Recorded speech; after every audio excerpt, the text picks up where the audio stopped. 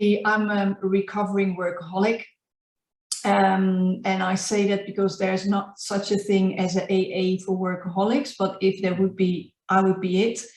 And it's taken me 15 long years to recover from it. And we laugh about it, but I think there are so many workaholics around it and around us. And yeah, if it's okay, I'll start by the beginning and just share so people maybe can relate. When I finished school, university, I started working with a big consultancy firm, a big accountants firm. And as auditors are, we had to, every minute of the day, we had to tell what we were doing for a client. So I kind of grew up, if you can say that, I'm also doing quotation marks, with the lesson that you always have to work on a client and you always have to work, basically. And I can't lie, I really loved it. I had so much fun. I really had a good time. But you were right in your introduction. I kind of lost myself in always being there for others. And it started at work, but they say as you do one thing, you do everything or many things. I also took it back home. So in a certain period of time, I have been working for a long time. I split up with my boyfriend and I started partying. But I also worked more than full time and I partied more than full time or whatever. So in the end, I never took care of me. I was always doing things for other people and I crashed. I really, really crashed. So I had a major burnout. And sometimes people tell me, oh, I have a burnout, and then I see them do all kinds of things. But my burnout was so bad. I was sitting on the couch for months and reading a newspaper would be my energetic highlight of the day. Mm. So it really, yeah, it was very bad. Yeah, that's tough. That's very tough. So it's funny because, not funny, but I had a guest that had breast cancer, and she mentioned the same thing, was the fact that she was a workaholic, catered to her family a lot, did all this stuff, but not took care of herself. Mm-hmm. And I believe that's the biggest thing, is that sometimes we forget to take care of ourselves when we need to take care of ourselves. And it sounds like you kind of went through the same thing as well. Probably not as serious as breast cancer, but again, it's that mental health. And that's something that I believe that with the pandemic that's happening, it's shown a little spotlight on mental health overall. But hopefully that is getting fixed and looked at a little bit more, I guess, more serious than anything, is that the fact that we can't always work a 9 to 5 or sometimes a 9 to 9 or 12-hour shift, come home and then continue working. Because again, yes, we sometimes feel like it's great to have a company phone or a company laptop, but now that's access to saying, hey, guess what? I have some free time right now. Let me just do some work just to get ahead for the next day. Not realizing that free time, that when you clock out of work, it's clocking out of work. It's do not take that work home. And I believe what the pandemic did as well, it didn't really give people that division of work and home, because now work is brought to home. And now it's like, okay, I'm working to 9 to 5, but hey, I know if I wake up early, some people we were talking about coffee earlier, have their coffee in the morning and have their coffee like in the morning, but while they're making their coffee, they're already working. But they don't start at 9, they have their coffee at 7. So they log in and they start working. And then now, again, that separation from home to work, you realize that it's now 6 o'clock and you're still working. Dinner's not cooked yet. Kids are not fed or whatever it might be, or laundry or dishes are not done. You haven't clocked out. You finally clock out, but now you go from work straight to home. You don't have that time in between to decompress, as in get into your car and driving home, listening to your favorite music. We don't have that anymore, or for majority of the world right now.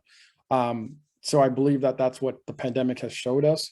But at the same time, what people like yourself has mentioned is that workaholic attitude or mentality is that we don't have that time to actually take care of ourselves, which is hard. Yeah. So, yeah. So I must ask you, how did you deal, or what methods did you use to deal with that during that time? Well, I've done a lot of things because I kind of I had, it's very easy to say I'm a workaholic, but as with all addictions, it's not so easy to let go. And you already touched on the main thing, that you need to start prioritizing yourself. But the thing is, we have been so conditioned that, thinking about yourself first and what you want to do first is often labeled as selfish, right? Oh, now I want to do this, but I'm selfish. Even with people, so the example you just giving with people that work from home now, and they don't have that time, that cool down time, that, the time where you slide into your family life again. You could say, hey, I'm done with work, but I need to go around outside quick, or I need to have some alone time. No, because I'm selfish, I can't. And I think what really has made a difference in my life is not labeling it as selfish anymore, but it's almost as, I don't know, have you ever been on holiday on your own? Yes, I love it. Okay, me too. But the biggest thing is, when you're not used to going on holiday on your own, it can be liberating and freeing, but some people don't like it, because everything you need to decide, what do I want to do now? Where do I want to go next? What am I eating? What time do I go to bed? What time do I get up? It's total freedom. And I think that's the one thing I had to relearn. I'm in control. I can determine what I want to do, whether I want to go to sleep, whether I want to speak to someone, whether I want to go there. Oh, I can also change my mind when I said to someone I would come, but I feel too tired and I don't want to go. So these are all major shifts. And I really also had to unlearn that it's not always working hard that gets you the results. It is really, really getting to focus only on those things that make an impact, and everything else can wait. So I think the main things that that I've done, and trust me, it took me a long time, was prioritizing myself, my needs, but also being able to articulate them loudly, fairly, without shame, without guilt. Just do it, being unapologetically me. And the other thing, and I think that's maybe was even harder, was letting go of the thought that you need to work hard to be successful or whatever you want to achieve, because that's like so ingrained. You see so many of these quotes and everybody go like, work, work, work. And I'm really, no, that's not what's going to get you there. It's actually the opposite. And you're absolutely right. It's funny that you mentioned the word, or the phrase work hard, but there's all the other factor is work hard but smart. Yes. A lot of people, we work hard, but we don't work smart. Yeah. And I understand the concept of grinding and the hustle, but at the same time, are you grinding and hustling smarter? Are you doing it in a smart way? Yes, I understand, like if you start up a business, yes, you're going to have those times when you're working 14, 15, 16, even 24 hours. You're just, because you're trying to achieve a goal and a concept in your mind to know that, hey, yes, I'm going to pour my 100% in investment into something. But there has to come a time where like, okay, I could either work 24 hours or hire somebody else and split that time off. Therefore, it's that work-life balance. And I think that's something that's missing. It's there, but it's not there in today's society. Again, we're too busy chasing dollar amounts or the dollar symbol to add X amount to move the decimal places away, like further away. But we don't realize what we're sacrificing. and we are sacrificing our health. We're sacrificing the family life. We're sacrificing, as you mentioned in quotation, that selfish attitude, but it's really self-care, self-love. It's that self-improvement that we're missing out on, because again, we could be hustling, but if we're not doing the smart way, we're not achieving our full potential, because at some point we're going to burn out. Touching base back on what you mentioned about traveling alone, to be honest with you, I love traveling alone. It's not a selfish reason. There are people that I do travel with, but at the same time, it's more of I like to just go there. And when I get to, let's say, for example, if I go to Norway or Denmark or wherever it might be, I could sit there and relax and then take in what's around me without someone tugging on me and saying, hey, let's go have lunch. But see if I'm not hungry now. See if I want to take in a little bit longer, therefore I could have some sort of inner peace. And that's one thing I love about traveling by myself in regards to that, is like I find my own inner peace, and there's no rush to get away from a scenery. I could go and try out like the next drink or next coffee, for example, or whatever it might be in a new country. Again, just because I want to. I do not want to hear somebody say, well, it's bad for you. Well, see if I just want to. Yeah. Right. Yeah. And that's what I think is truly missing in today's society. And again, the pandemic has kind of killed it for us. And again, it's that, I know we might go into a very touchy subject, I know, in regards to this. It's that, again, I've seen it before. Well, I'm seeing it now. It's that the vaccine passport. Now, not a lot of people want to get the vaccine passport, but now it's the government or the world saying, well, you have to have it to enter these places. Now you're taking away those aspects and making it mandatory for people to live their life without restrictions. You're putting on restrictions on people's lives. I understand the reasons why they want to do it and to control it, which is great that they want to control these things from happening and being a damper in society. But once you start implementing certain things, I believe a lot of these things should be majority voting versus, and there should be options, as in have like a self-test or a quick result and stuff like that, to cater to those that don't want to be handcuffed in quotation to society and to those roles. And I like using the word, I was talking to one of my friends, we have these invisible handcuffs. And we have these invisible handcuffs in jobs and workplaces that we go to, because sometimes we feel like we can't escape them, these invisible chains that we can't escape, because we want to A, pay the bills, B, we want to make sure that we want to drive those nice fancy cars, and therefore we're just working longer, working harder, but not working smarter. Sometimes it can be simple as, hey, I'm going to work an 8-hour shift at one job and just picking up and working at another job on the weekend.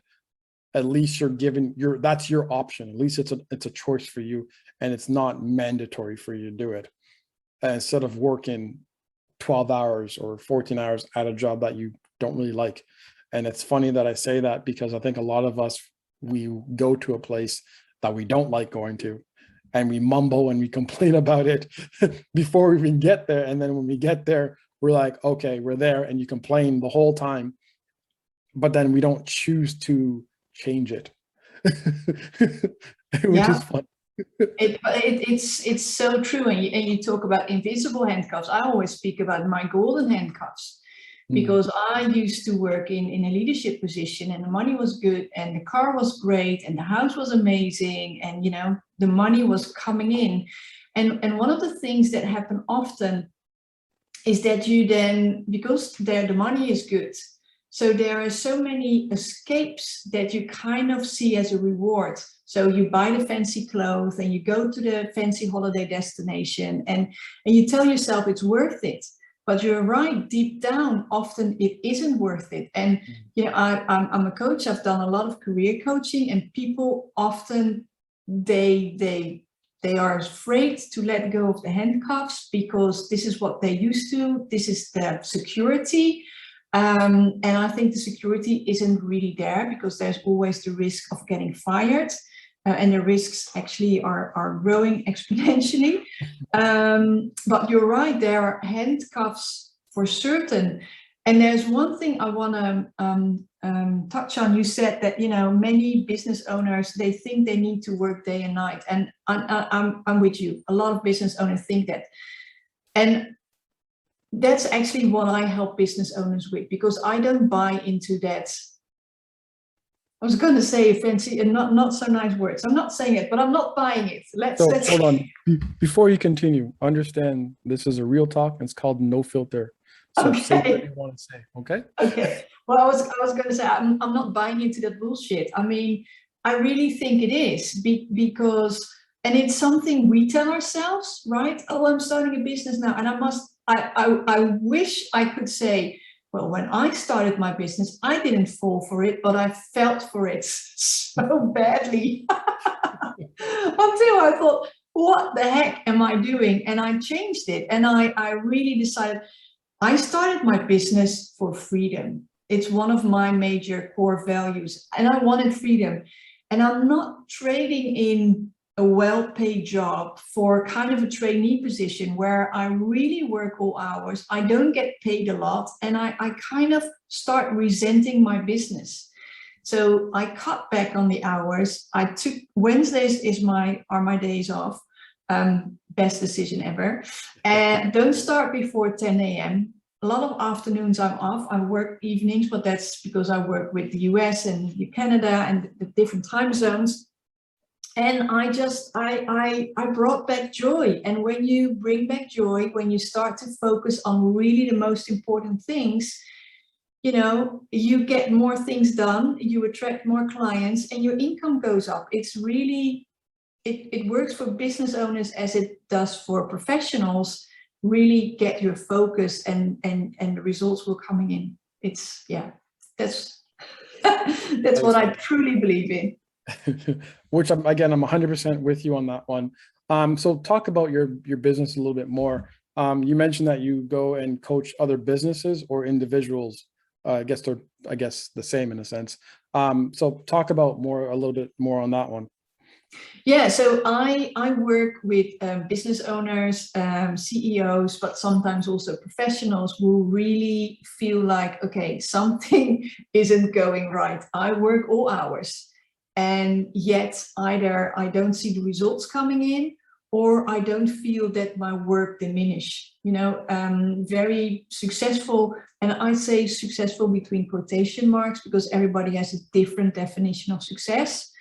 But people that make loads of money can still work too much. Mm-hmm. And there's also the people that work and don't see the money coming in. So I work with both of them. And the solution is always the same. Cut back on the hours. Start focusing on what you're really great at. Skip all the other nonsense that everybody whispered in your ear that you should do, you should have, you whatever. And start getting the results in, and then, you know, you will make more money, you will be able to outsource more, you will be able to delegate more, because that's a problem that many business owners have. They're afraid to let go of control. And the way I do it, I have a program which is called Be the CEO of Your Life. So you're not just the CEO of your business, but the CEO of your life. And as a true CEO, you take back control. You step into your power and you make it work. I love that. You're absolutely right on that one. And I love that theory, that I guess that word that you play, that phrase I use, like be your CEO of your life. And we really do have to take back our life and our lifestyle and things like that, because those are the things that, as you mentioned, everyone has their different definition of success. And I'm actually working on something in regards to that. So I must ask you, it seems like you have reached success, because you seem like you have your Wednesdays off, which you love. So, and then again, you're working pretty much your hours that you want to work. So can I assume that you've reached your success, or is there more? Yes and yes. So for me, yes, I feel successful because I have what I have. I have an amazing, thriving business. I work with the best clients. I have time for myself, critical. I have time to spend with my 10-year-old daughter. I love to spend time with my family, my loved ones, my friends.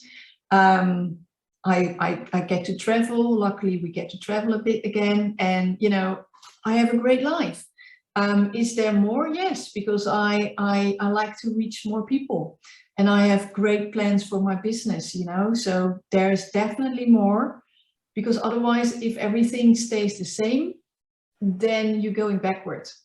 That's my philosophy in life. So I feel successful according to my own principles, and I enjoy it. That's really the main thing. And yes, this is just a stepping stone to more. And I love what you just said there, because like I said, I'm working something on the side in regards to the definition of the difference between success and being successful, because in me personally, I believe there's two different things. I know a lot of people might disagree with it, but that's fine. And how I see success in a financial aspect of it is that a lot of people believe that if you have a six-figure job, you've gained success. So then you reach your six-figure job, but yes, you are successful at that. But you've reached your success. But to be successful, are you learning more? Are you trying to be better? Are you trying to gain experience? Are you trying to gain skill sets to make more than the six figures? Because again, a lot of people are like, oh, okay, I've hit my $100,000 a year career. I found it. But at the end of the day, are you happy? Are you free? And until you have those things that I believe, i.e., if you're not working the hard, you're not working those long hours, do you have your Wednesdays off? That is when I think you turn success into being successful, because now you're living life as a purpose. You have purpose now in life. You're able to not limit yourself on the things that you could achieve by, I guess, focus on. Because again, a lot of us have hobbies, but is your job that overwhelming and so much that you can't simply go to the beach, or you can't simply make something or be crafty or enjoy those small things that you enjoy in life? Those things, I think, is when you hit, I think personally, the difference between success and being successful. So that's just something, again, that I'm working on the side in regards to that. Anything that you like to touch base upon? Well, I love your what you're working on, and I totally agree with you. And I think the way you almost describe it is success is like predefined by society, right? So a lot of people say, oh, he's so successful because he has that, you know, 100K job. But I know when I had the 100K whatever plus job, I wasn't feeling great. I wasn't, you know, because it has to do with in control, with living your purpose, with living. It almost felt I wasn't living. I felt trapped in so many ways. And because I felt trapped in work, in the office, I felt trapped at home. I really lost myself. And, you know, I'm not saying that you can't have a high position job.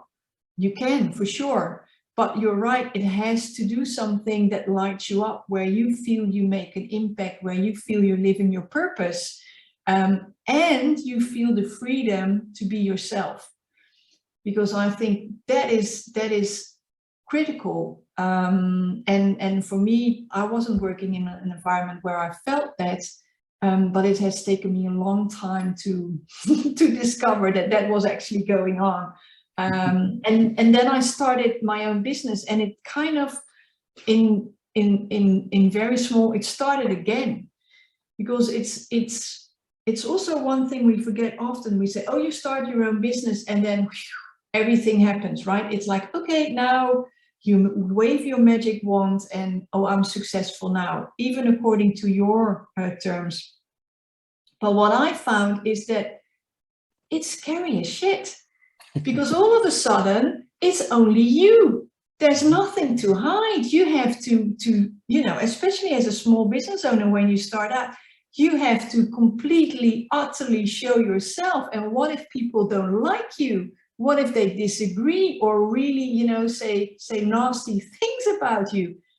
That's actually the most frightening thing that we don't often take into account. And I must say, I started my own business, Leap of Faith, and I've often thought, my God, if I would have known this earlier, I'm not sure whether I would have done it. I won't go back ever again. But I think it really is scary sometimes to just be yourself, completely yourself, and go out there and kind of thinking, well, this is who I am. If I'm not your cup of tea, totally fine. You don't have to agree with me. You don't have to love me, because I know there are people out there that will like me, will want to work with me. But if not you, then fine. So you need to really develop a kind of thick skin. Yes. And I love what your company's called, Leap of Faith. No, amaze yourself. Okay. So what you mentioned about a leap of faith, and that's very true, in regards to, I guess, owning a small business, or not just even just owning your small business. I think my mind is like going, which I love about it. It is really taking on a challenge or taking on a new goal. And I don't mean small goals. I mean like big goals where you know that if you don't achieve it, it's failure. But that is what a leap of faith is. It's when I'm thinking about a leap of faith, I'm literally thinking of someone jumping off a cliff. You have a parachute. You're putting all your faith in a parachute, to be honest with you. And you do know that, again, we've seen it before. People that skydive, sometimes their parachute does not work. But when you jump off that cliff, you're saying, guess what? I'm giving 100%. Yes. No matter what happens, I'm going to pull that parachute, and I'm giving 100% faith in the parachute helping me to land safely. And it's sad to say, not a lot of us land safely on the ground with it. Sometimes we open up the parachute, and as soon as you land, it depends on how you land, you could break a leg. And that happens. But like you mentioned, it's that you get away. And I think when I'm thinking about this, it's that you get away and you take that leap of faith, or that leap, when you jump away from your 6-figure job, when you jump away from those golden handcuffs, you jump away out of your comfort zone, or you jump away from the long hours or working harder. You jump away from all that, and you're saying, guess what? I don't want to just achieve success. I want to be successful. And what you mentioned, I liked it, is that successful versus success. Success, I think, is like you mentioned, or just, again, just playing with my mind right now, success is what the world sees you as. Successful is internal peace, internal success, internal self-care, internal being, internal love. Then from there, it then personifies itself into your aura, your knowledge, your wisdom, your understanding of life itself. And therefore you can gain successes. So multiple streams of success through working on yourself, through enjoying financial freedom, freedom, I guess, personality freedom, having that freedom of time. So finding those things like being able to just walk down to the beach on any given day and not worry about, hey, I'm going to be late for doing a report, or hey, I'm going to be late for something that's very important. It's that freedom. I'm not going to say that you get that freedom from having your own business. Yes, having your own business creates some freedom. It really does. But you could also have that freedom working in a corporate world, or just working in a factory world or industry. Because as long as you have that time away from work, and you don't carry those burdens and I guess adversaries from work to home life, then you're able to actually achieve that success and be successful within yourself, and that freedom as well. Yeah. So Yeah, thank you. I think that sums it up very nicely. And I was listening to you, and I thought, oh, there's something I need to say, but it slipped my mind now.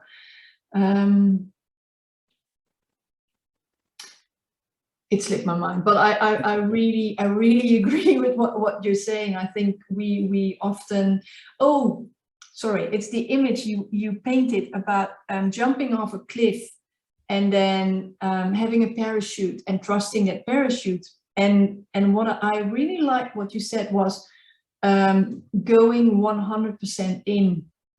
Now, what I truly believe in, and what many business owners yet don't see, is that if you are jumping, right, you go from your 6-figure job and you're jumping off the cliff because you're starting your own business, and you go like, whoo, you know, and it is a bit like, okay, there's a wind going up and you go like, oh, this feels amazing, and then all of a sudden the wind blows down and you're going, oh, where are we going? You know, that's entrepreneurship for you. But I really believe that you are your own parachute. And when you are committed to make it work, and when you are 100% in, and you're saying, I'm going to make this work no matter what, because I believe in it, I believe in myself, then you will be successful. No matter what terminology you use, whether it's society or your own, you will be successful. Because, and it's very simple in my eyes, but if I'm going to ask you, David, are you in for something no matter what? And you say yes, then you are going to make it work, right? No matter what. Right? Yeah, you're nodding. People can't hear you not. Oh, sorry. Yes. So you are in. So Yeah. because you're in, your business is going to succeed. And this really shifted my mindset, because I know that I'm in, and I know I'm going to make it work. You know, but there's so much pressure on doing it today, tomorrow, the next day. Whereas if you just say yourself, hey, I'm going to succeed no matter what. It might not be today, it may not be tomorrow, but then it will for sure be next year. Then the pressure is off, and you're going to trust that parachute. And because you're trusting it, you'll rise.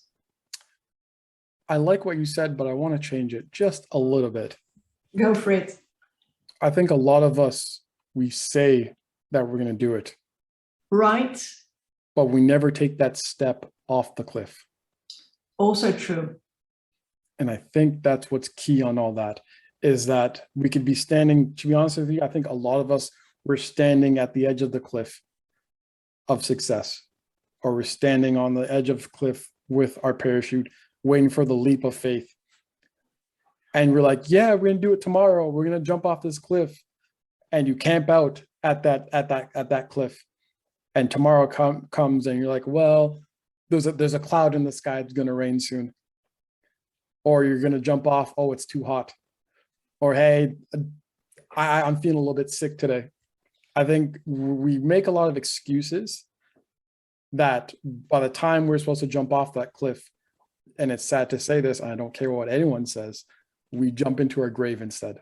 Yeah. Yeah, I hear you. And it's too late. And it's too late. It's that then we regret, oh, I wish I did this. Oh, I wish I used to do that.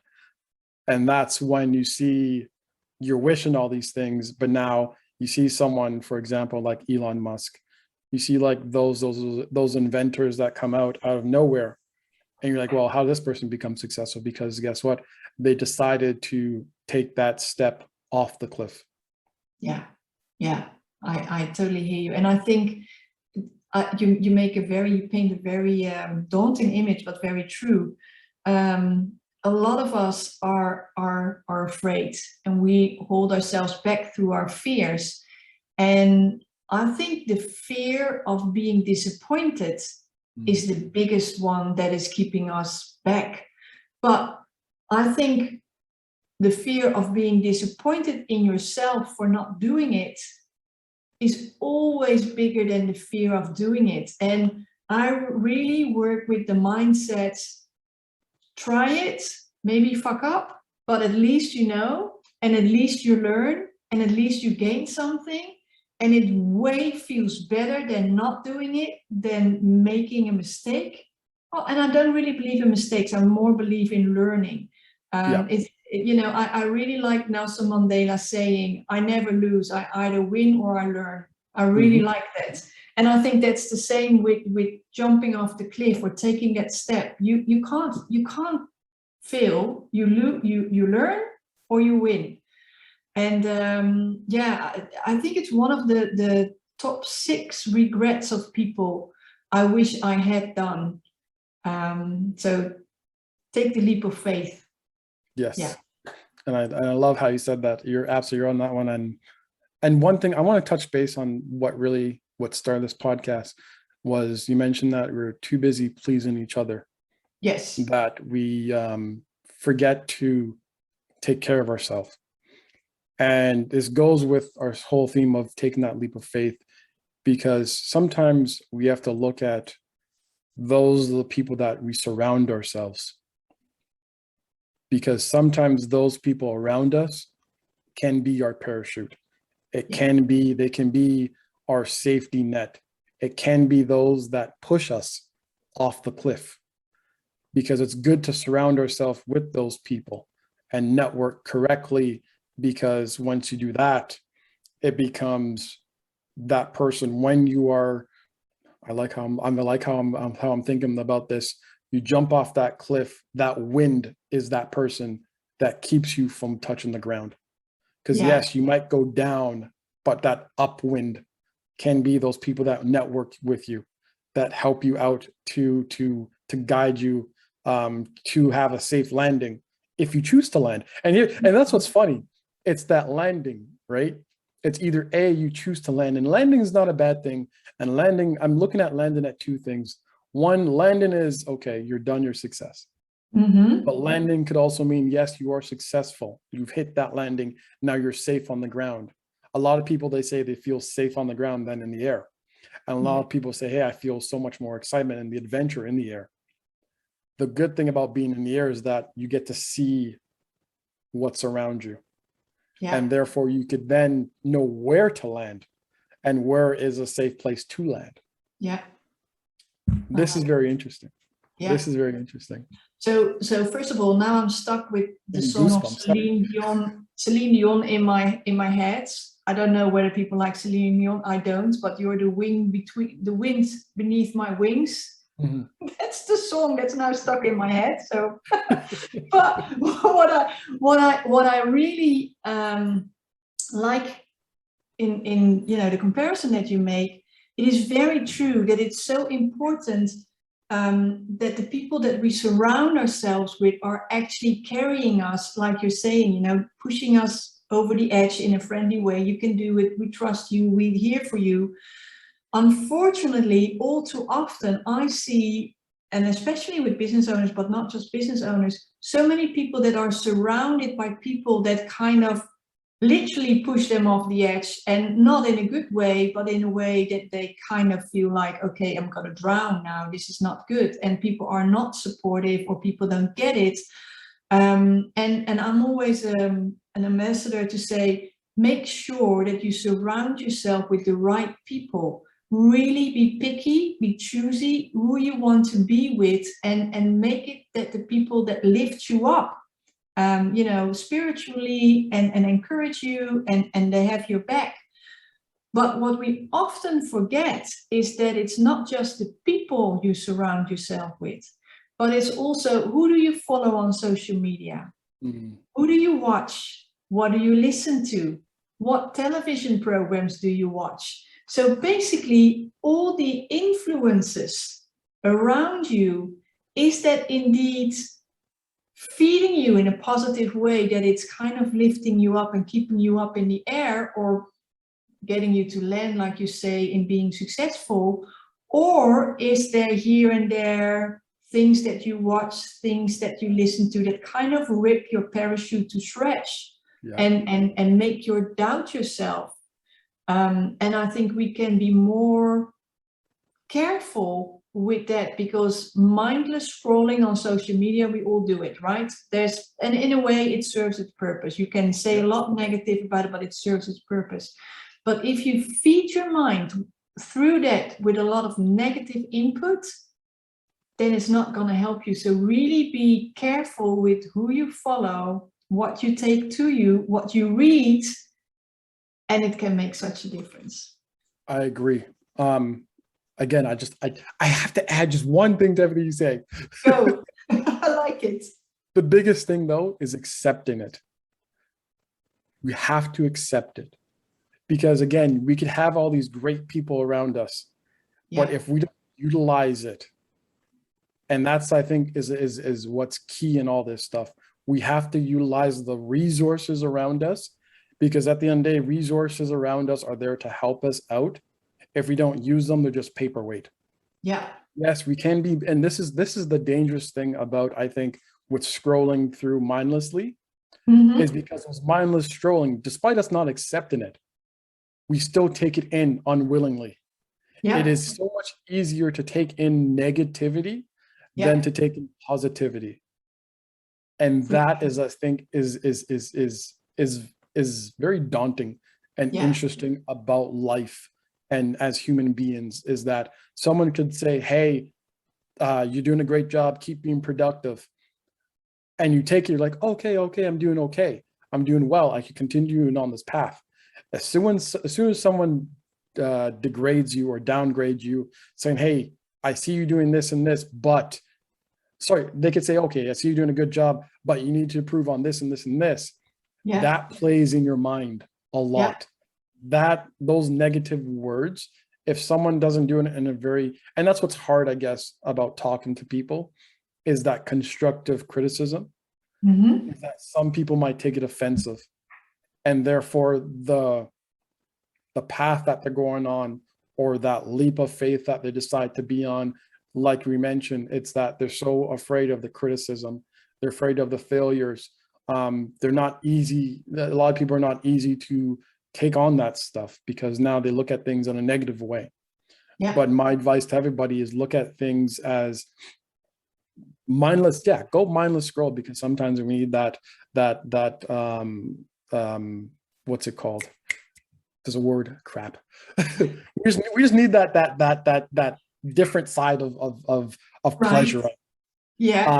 But be careful of what you're looking at, because we could see the negative side of things, and understand it is media. And a lot of media, you could see someone standing there and with their hand going towards somebody's face, like they're going to slap them. And the content could be, oh, this person's going to slap somebody.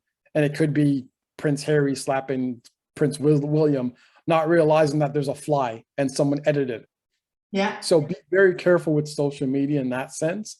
And again, be careful with the people around you. And I think that, again, we have to start accepting the positivity that social media, accepting people's advices. So someone like yourself that is a coach, I'm pretty sure there's a lot of people that you said, hey, I told you this, how come you're not doing it? And then you don't see the results that they're supposed to have. And then guess what? They turn around and they blame you for it. And you're like, well, I told you to do this and this, how come you're not doing it? And at the same time, a lot of people are not patient enough to know that it's a process. People don't understand that a diamond, for example, it's pressure. It gets pressurized over the years to become a diamond. It doesn't just pop up to be a diamond. And a lot of us are in our coal stage. A lot of us are being hardened, but we're too busy just saying, hey, I want that 6-figure job. I want that diamond, but not realizing it's a process to get there. Yeah, I love that. I love how you phrase that, for sure. Yeah. And I always see then immediately the picture in front of me where people, because you say impatient, and I think we all have that, right? We live in a world of instant gratification. We want it now, but we often forget. And you have this picture, I think most people will know it, is where you see this person and he's looking for diamonds, right? So he's under the ground, he's digging a hole, he's digging a tunnel, and he's like, oh, how much further, oh, I'm about to give up. And on the other side, and he can't see it obviously, but there's this diamond. It's like, what is it, 20 centimeters away or 20 inches? And he goes on, but then he's like, well, I've had enough. I give up. And he goes back. And the next dude comes in and he goes into the same tunnel and he's really fresh and he starts digging. And within 20 centimeters, 20 inches, he's got diamonds. And I also believe in that. So don't be too impatient, because you might be heading to the diamond or the gold or whatever you're going for. It is just in the making. And as long as you keep believing in yourself, trusting in the process, you get there for sure. Excellent. Pretty much I'm good. I'm not sure if you want to add anything else, but I love the ending of that I think is a golden nugget. I want to leave it on a golden nugget. I like that too. I think it's a great image. Thank you so much for having me. Yvonne, it's been a pleasure. Thank you so much.